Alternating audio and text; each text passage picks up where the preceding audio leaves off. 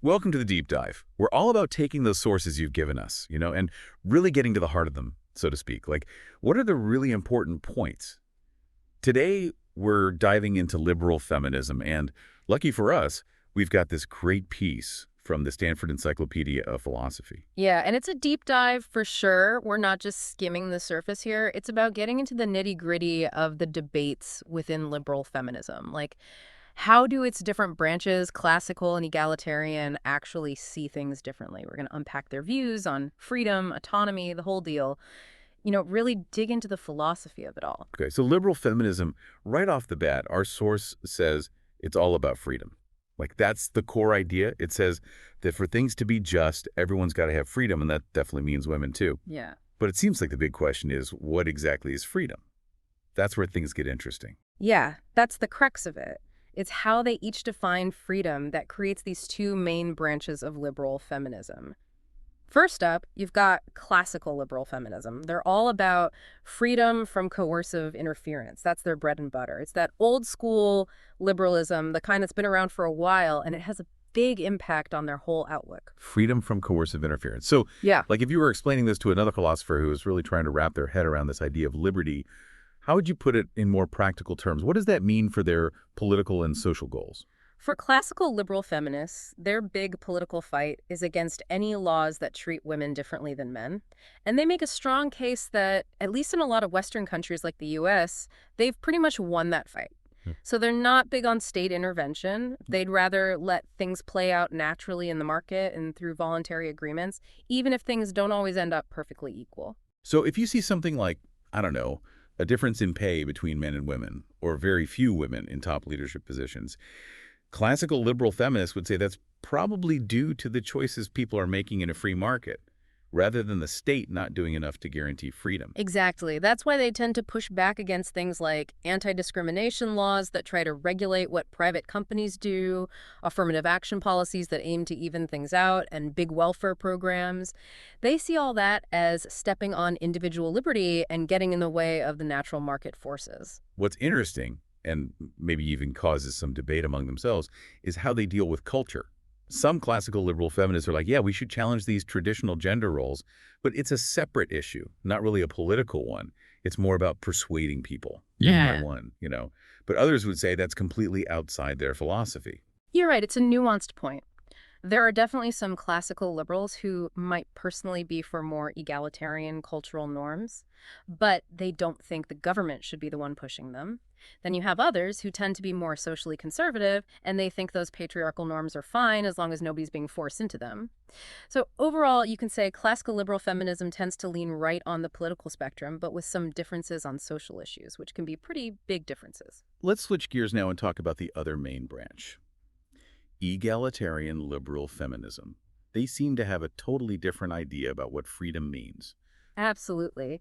Egalitarian liberal feminists are all about personal autonomy, being able to make your own choices and chart your own course in life. And they also emphasize political autonomy, meaning having a real say in shaping the conditions we all live under. It's this idea of liberalism that's become way more common in philosophy these days, especially when we're talking about social justice. Personal and political autonomy. Any philosopher worth their salt can see that's a much deeper, richer idea of freedom than just being left alone. It implies that certain things have to be in place for people to actually be able to exercise these freedoms. Exactly. And egalitarian liberal feminists would say that for women to have real personal and political autonomy, it's not enough to just get rid of obvious legal barriers. They'd say that all sorts of social and institutional structures, like the very fabric of society, often end up undermining women's autonomy and keeping them from really being equal players in how we govern ourselves. So they'd see a much bigger role for the state in actually creating the conditions that make autonomy possible. You got it. They're not like the classical liberals who want a tiny government. They see the state as a key ally in getting women the autonomy and equality they deserve. So they're usually for strong anti-discrimination laws that cover both the public and private sectors, affirmative action to level the playing field, a solid welfare state to provide a safety net, and initiatives that challenge discrimination in society and make sure women are truly represented in all levels of government. It's pretty clear they fall on the left side of the political spectrum. Let's get into the weeds a bit with this egalitarian liberal framework. hmm What about this concept of personal autonomy and all those enabling conditions they talk about? What are the main things a philosopher should be thinking about here? The basic idea is that for egalitarian liberal feminists, personal autonomy isn't just about making choices without someone forcing you. It's about actually having the ability to make those choices in the first place, and they say that depends on a whole bunch of conditions. And they argue that women often don't have these conditions because of what they call the gender system, all those ingrained patriarchal traditions and institutions that shape our world. Gender system, Mm. and that's a term that makes a philosopher think about all sorts of things, like Yeah. power structures, how society constructs these ideas, and how even institutions that seem neutral can actually keep inequality going. Exactly. And egalitarian liberal feminists would say that this system creates huge problems for women's autonomy. It means that women's needs and interests often get ignored, and they question whether things are even legitimate if women aren't properly represented in the processes that shape them. So what are some concrete examples of these autonomy-enabling conditions that they see as crucial? Well, one of the most basic is being free from violence and the threat of violence. There's a ton of feminist research showing how violence against women in all its forms really takes away their power. It restricts their choices, keeps them from going where they want, and can even make them feel worthless and powerless. If a big chunk of the population is living in fear, they can't really be autonomous, right? That's a harsh reality, but it makes sense. Yeah. The philosopher in me can totally see the link between feeling safe and being able to think and choose rationally. What else is essential? Another big one is having real options, a range of possibilities to choose from. Egalitarian liberal feminists point out that women often get stuck because of economic realities, like the fact that poverty disproportionately affects women. Then there's stereotyping and discrimination, whether it's outright or more subtle, in education and jobs, which really limits women's opportunities. And they talk about how restrictive cultural norms, all those expectations about gender roles, can even limit women's imaginations, like they might not even see certain paths as possibilities because of all the messages they've gotten from society. So it's not just about laws, it's about all these subtle, pervasive social forces that can shape what people even think is possible for them. Exactly. They also talk about how important it is to be free from what they call patriarchal, paternalistic, and moralistic laws and policies. Patriarchal paternalism is basically when people try to restrict women's choices under the guise of protecting them. Like, we know what's best for you. Think about all those historical laws that kept women out of certain jobs. Then there's patriarchal moralism, which is about forcing a specific moral code on women, especially when it comes to sex and reproductive choices, things like laws against abortion. Egalitarian liberal feminists say that women, as autonomous individuals, should be able to make decisions based on their own values and plans without these external gendered restrictions being imposed on them. It's like they're taking these core liberal principles of individual liberty and applying them specifically to the historical and ongoing problem of gender inequality. Exactly. And on top of all that, they highlight the importance of what you might call internal psychological conditions for autonomy, like being able to think critically about yourself, understanding your own preferences, and even being able to imagine different ways of life than the ones you see around you or the ones you've been told are right for you. They argue that without these internal resources, people might just go along with the status quo without really thinking, just accepting limitations that have been imposed on them. And they make the point that these internal conditions are connected to the external ones. If you experience violence, discrimination, or lack of opportunity, it can really damage your ability to think and choose autonomously. Now, this brings up a really tricky philosophical problem. What if, even when you seemingly have all these enabling conditions, women still make choices that look like they're just reinforcing traditional gender roles, or that seem to go against their own best interests? Our source mentions this idea of deformed preferences. That's a big one, and it's a challenge for any theory of autonomy. The idea of deformed preferences is that when people live under conditions of oppression or inequality, they might internalize those limitations and start to actually prefer things that reflect those constraints. It's like they come to want or accept less than they might if they had real freedom and opportunity. And this makes things complicated because it means just removing those obvious restrictions might not be enough for real autonomy. People's choices might still be shaped by past injustice. So For egalitarian liberal feminists who are into procedural accounts of autonomy, meaning they focus on the conditions under which choices are made, not the choices themselves, and how do they deal with this? Like, what about when seemingly free choices lead to outcomes that aren't ideal? They get that it's tricky. They believe in creating the widest possible range of conditions for autonomy, but they also understand that in a liberal framework, you can't just dictate people's choices or try to engineer their preferences. For example, they might work hard to change the social conditions that lead to things like female genital cutting or exploitation in the porn industry, but a procedural account of autonomy wouldn't go as far as completely outlawing those choices for consenting adults. They take a more gradual approach, focusing on creating the conditions for more genuine choices over time. And they have faith that as those conditions improve, individuals and communities will naturally move towards ways of life that are more diverse and less oppressive. It's like they believe in the power of freedom and information to shape people's preferences in the long run. It's a tough balancing act, isn't it? Trying to respect individual liberty while also being aware of how historical and systemic injustices can influence people's desires and choices. It definitely is. And beyond individual choices, some egalitarian liberal feminists argue that we should also be thinking about whether relationships themselves are fair and just. Jean Hampton's work, which draws on contractualist philosophy, offers a good way to think about this. So it's not just about being free to enter or leave a relationship without force. Yeah, It's also about whether the relationship itself is ethical. right. Hampton says that a relationship is only fair if both people could reasonably accept the way costs and benefits are distributed. And she specifically says to leave out benefits that come purely from love or a sense of duty if they were making a totally informed, unforced agreement based solely on self-interest. It's like a thought experiment, taking away the emotional aspects and just looking at the structure of give and take. Seems especially relevant to relationships that have been historically gendered, where one person might be doing way more emotional labor and caregiving than the other. Absolutely. Hampton's framework gives you a way to really analyze the power dynamics in intimate relationships.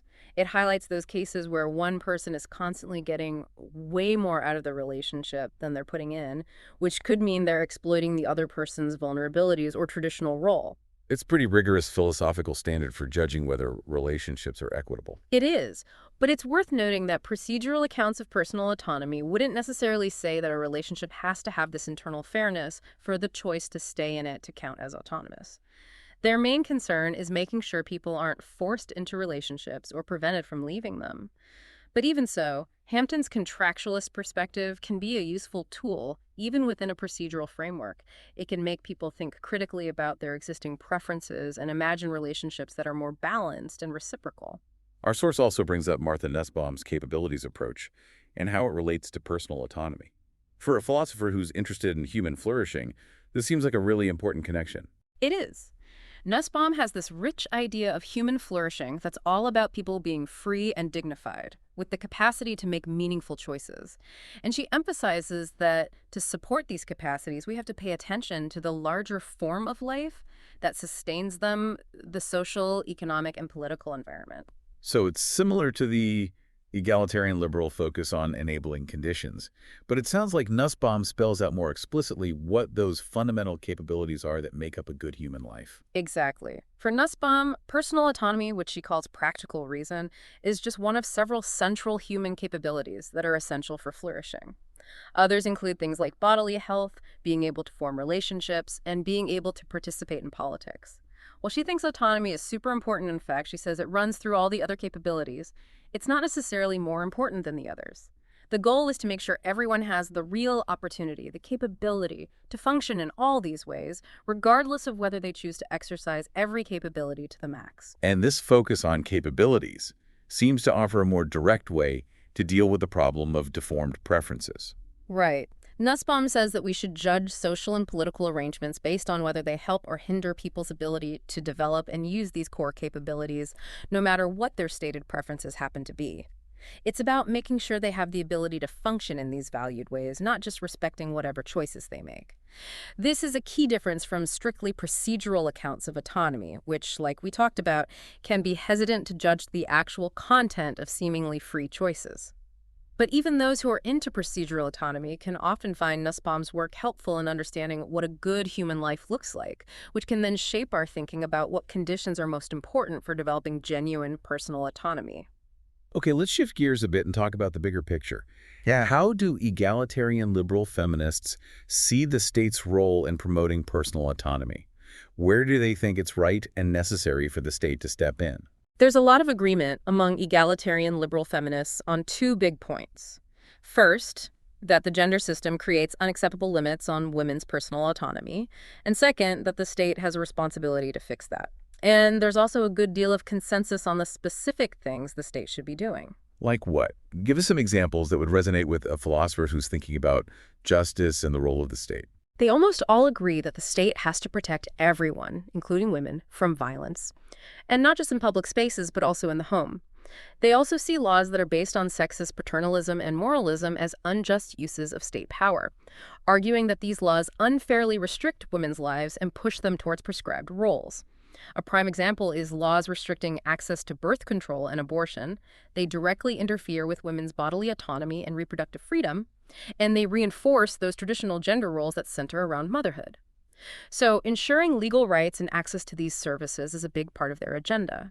They also say the state shouldn't favor certain family types over others and should give same-sex partnerships the same legal recognition and protections as heterosexual marriages. Some even say we should completely separate marriage from the state and treat it like any other voluntary association. So it sounds like they see the state actively working to get rid of legal barriers and guarantee basic rights when it comes to bodily autonomy and recognizing different types of relationships. You got it. They're also big on making and enforcing laws against sex discrimination in all the important areas: education, employment, and access to public places. They see denying someone opportunities based on their sex as totally unjustified because it limits women's choices and their ability to grow and develop. And to deal with ongoing discrimination and the effects of past injustices, they often support things like prohibiting sexual harassment at work, implementing affirmative action, and making sure men and women are paid equally for work of comparable value. They want to see more fairness in hiring and pay. And it seems like they also recognize how tough it can be for women to balance work and caregiving with the way society is set up. Definitely. They point out that the traditional workplace assumes you don't have any major caregiving responsibilities outside of work, which puts women at a disadvantage since they still tend to do most of the care work. They argue that the state should make sure that this essential work caregiving doesn't unfairly hold back caregivers, mostly women, from having autonomy and economic opportunities. Some policy ideas they propose are things like paid parental leave for both parents, high quality and affordable childcare that's easy to access, and more flexible work arrangements. Some even say there should be legal protections against discrimination based on caregiving responsibilities. That's a pretty comprehensive vision, right? The state isn't just hands-off. It's actively trying to shape social and economic conditions to help women have more autonomy. That's right. And it's important to remember that egalitarian liberal feminists are also committed to broader egalitarian principles. They generally believe the state should ensure a decent standard of living for everyone you know, things like a livable income, good education, and health care that people can afford. Many of them also support the right to unionize and bargain collectively for fair wages and safe working conditions. You mentioned earlier that there are some hard cases where even egalitarian liberal feminists don't always agree. Right. What are some of those issues that spark debate among them? Some of the thorniest ones are at the intersection of autonomy, the body, and things like pornography, prostitution, and surrogacy. While egalitarian liberal feminists generally don't want to ban pornography outright, they often have concerns about the harms of violent pornography, especially its potential to contribute to the idea that women are less than human and to keep them in a subordinate position, which undermines their autonomy and social standing. With prostitution, many argue for decriminalization or regulation to make things safer for sex workers and give them more autonomy, but others worry about exploitation and trafficking, so they support criminalizing the buying of sex. And surrogacy is another one that gets a lot of different responses. Some say people should be able to enter into contracts for reproductive services as an expression of their autonomy, while others have serious ethical concerns about the potential for exploiting women, especially those who are struggling financially. Those are definitely complicated ethical and philosophical issues where you have to weigh different values and potential harms. What about within families? How do egalitarian liberal feminists differ on what the state's role should be in shaping family relationships? That's another area where there's a lot of debate.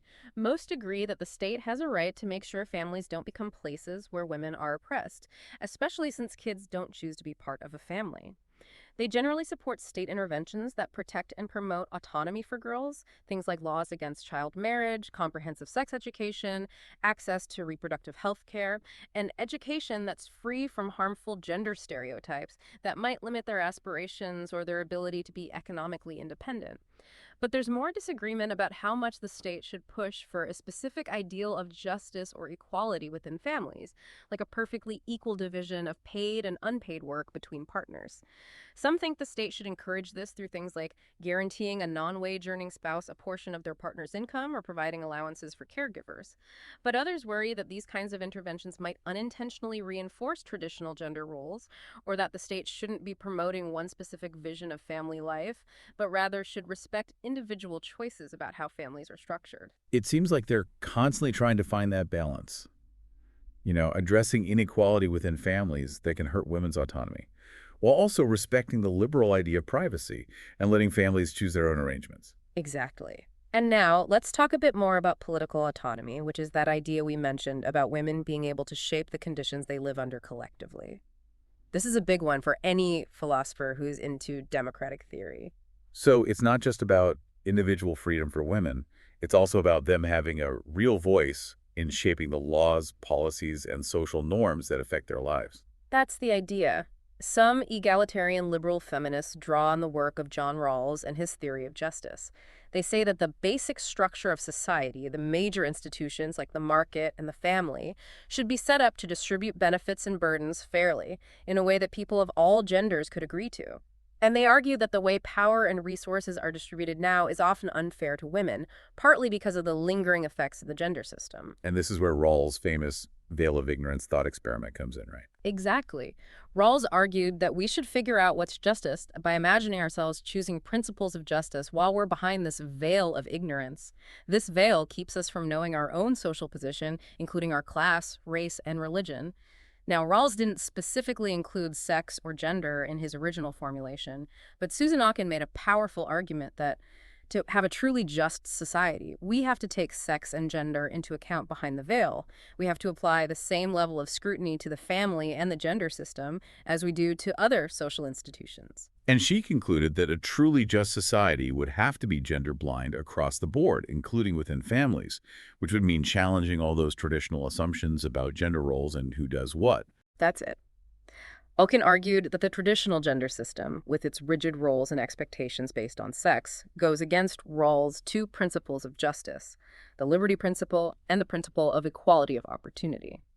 It basically assigns people different life chances and responsibilities based on something as arbitrary as their sex. She also said that families that are unjust, where there's inequality and a lack of reciprocity, would actually make it harder for kids to develop a sense of justice, which is essential for a stable society based on Rawlsian principles. So she advocated for policies that would promote a more equal sharing of paid and unpaid work within families, though, as we talked about before, she didn't necessarily want the state to force people into specific arrangements. Oken's work seems to have had a huge impact on the way egalitarian liberal feminists think about these issues. It has.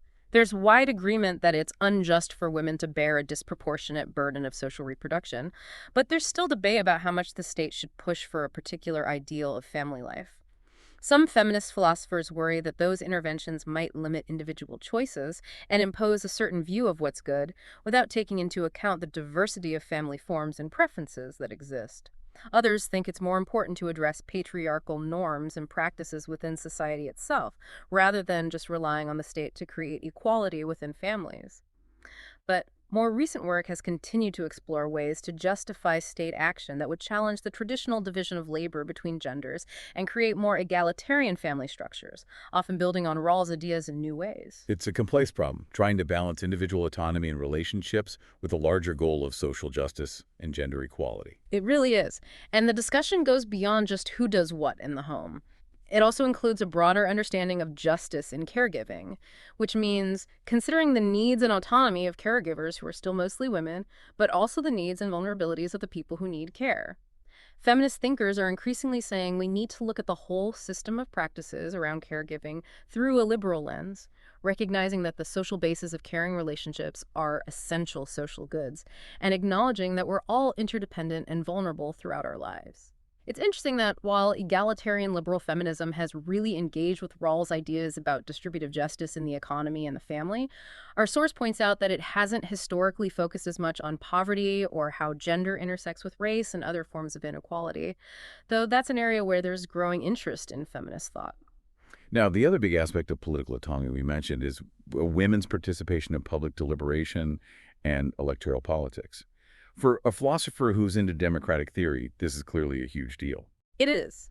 Egalitarian liberal feminists emphasize that for women to truly be co-authors of the conditions they live under, they need to be active and equal participants in all parts of the democratic process, everything from informal public conversations and social movements to formal political institutions and elections. They argue that when women aren't adequately represented in these spaces, it weakens the legitimacy of society's rules and structures, precisely because the gender system influences who gets to participate and whose voices are heard and valued. And they talk about this vicious circle of women's exclusion that keeps this underrepresentation going. Right. They highlight a bunch of interconnected factors that contribute to this cycle. There's the unequal burden of paid and unpaid work, which often leaves women with less time and energy for political involvement. There's the persistence of harmful stereotypes that can make people doubt women's credibility and leadership abilities. There's the perception that traditional public deliberation is a man's game.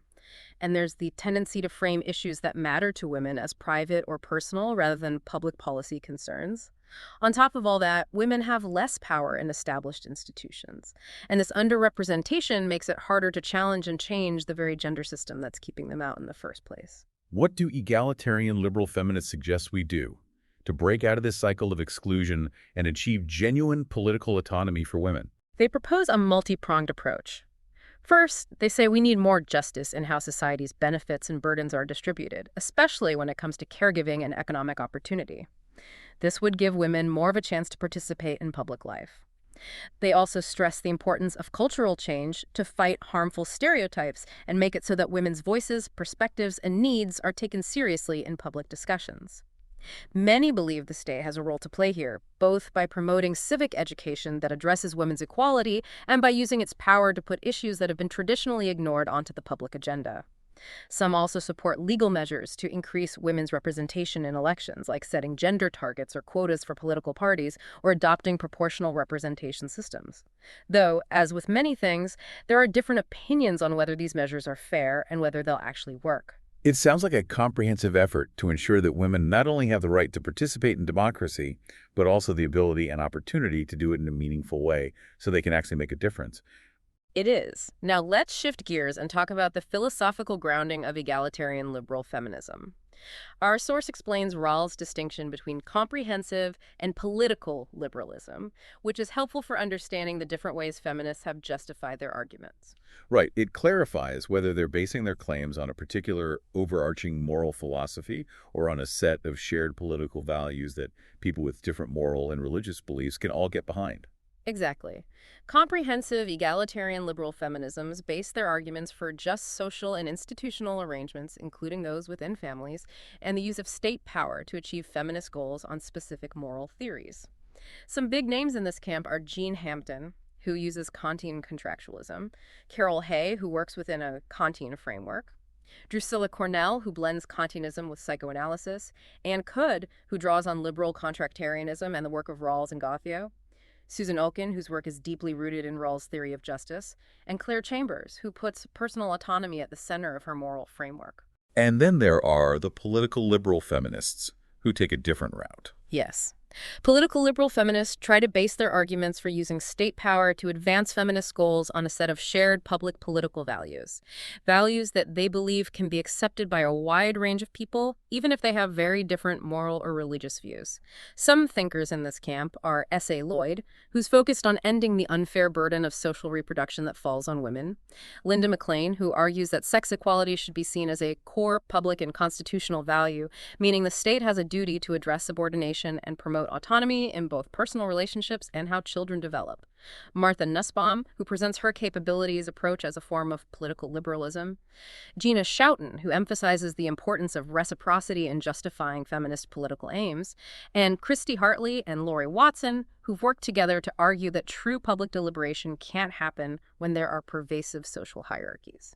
It seems like political liberal feminists are being strategic, trying to get more people on board with feminist goals by appealing to values that are widely shared within the public sphere. That's exactly what they're doing. They suggest that this approach might be better at getting broader acceptance and legitimacy for feminist goals, even if it means they have to work with a more limited set of publicly justifiable reasons. But comprehensive liberal feminists sometimes worry that just relying on these shared political values might not be enough to really get to the root of inequality or to challenge the moral assumptions that support it. And as with any important body of thought, egalitarian liberal feminism has been criticized. What are some of the main arguments that have been raised against it? Some critics say that egalitarian liberal feminism doesn't have a strong enough vision of what a good life for women would look like, which could lead to a kind of neutral stance on practices that might actually harm women. Others argue that liberalism's focus on the individual can make it hard to really understand systemic, group-based injustice and how power works, including the ways that domination and subordination can become intertwined with desire and deeply ingrained in social relationships. Lori Watson and Christy Hartley are two thinkers who've raised this point. Still, others say that focusing on ideals, even egalitarian ones, can sometimes obscure the reality of inequality as it's actually experienced, especially when it comes to race and class. They call for more non-ideal theory to address these complex issues. There are also concerns that the ideal of an egalitarian family, which often involves a pretty equal division of labor, might end up imposing one particular view of a good life on people in increasingly multicultural societies, a point made by Eilert Shachar, among others. And then there are those who argue that the liberal emphasis on independence and self-sufficiency ignores the value of relationships and the ethical importance of caregiving. This is a perspective often highlighted by care ethicists like Eva Feder-Kittay and Virginia Held, as well as thinkers like Serena Cater, who emphasize that autonomy itself is relational. Finally, socialist feminists like Nancy Fraser have criticized egalitarian liberal feminism for what they see as its coziness with neoliberalism and its relative lack of focus on how capitalism contributes to gender inequality. Though some egalitarian liberals have been exploring liberal socialism as a way to address these concerns. Even conservative thinkers like Samuel Huntington have weighed in, worrying that the push for radical individual autonomy for women could end up undermining established institutions and social norms, even if those norms are flawed. Sounds like a lively and ongoing intellectual debate with a lot of back and forth, challenges and responses. It is. Now let's turn to that other major branch.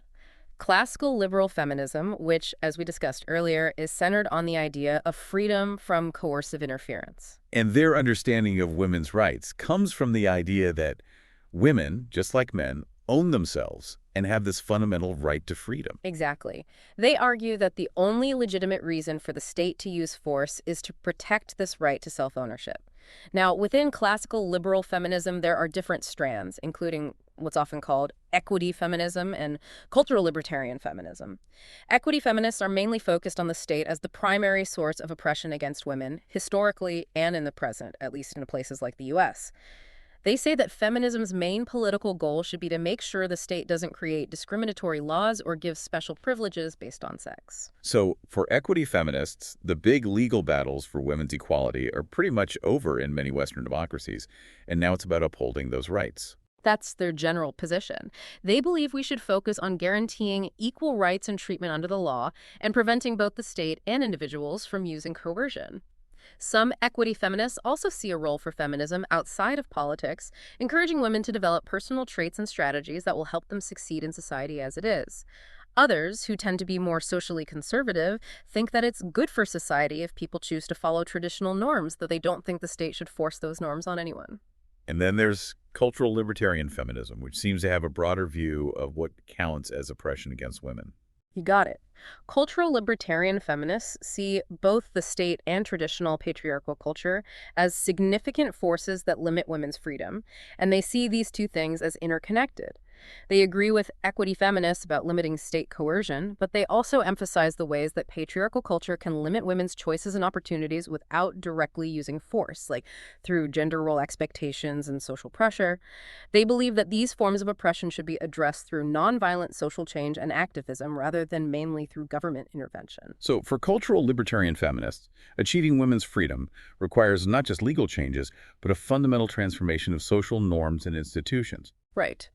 Both equity feminists and cultural libertarian feminists see themselves as following in the footsteps of earlier liberal feminists who fought for women's rights and challenged both discriminatory laws and restrictive social norms. Their shared belief in the principle of self-ownership is key to their understanding of women's rights. This includes freedom in relationships, sex, and reproduction, as well as the right to engage in economic activity without facing sexist barriers from the state. They stress that, for them, equality means everyone having the same fundamental rights, not necessarily being treated the same in all situations or having perfectly equal outcomes. They see rights as being violated mainly when someone is coerced and their freedom, property, or life is interfered with. It's not about voluntary interactions or the choices people make within a framework of equal rights. Now, when it comes to that famous feminist saying, the personal is political, classical liberal feminists seem to have a more nuanced take on it. Yes. Equity feminists often say that this slogan was especially important in the past, when the state didn't recognize or protect women's rights in their personal lives, like in cases of domestic violence or marital rape. But now, in places like the US, where they believe women have mostly the same legal rights as men, they argue that the personal is no longer political in the same way. They tend to define oppression as the state systematically denying people their rights. They acknowledge that cultural biases and social norms can disadvantage women or lead to unequal outcomes, but they say women.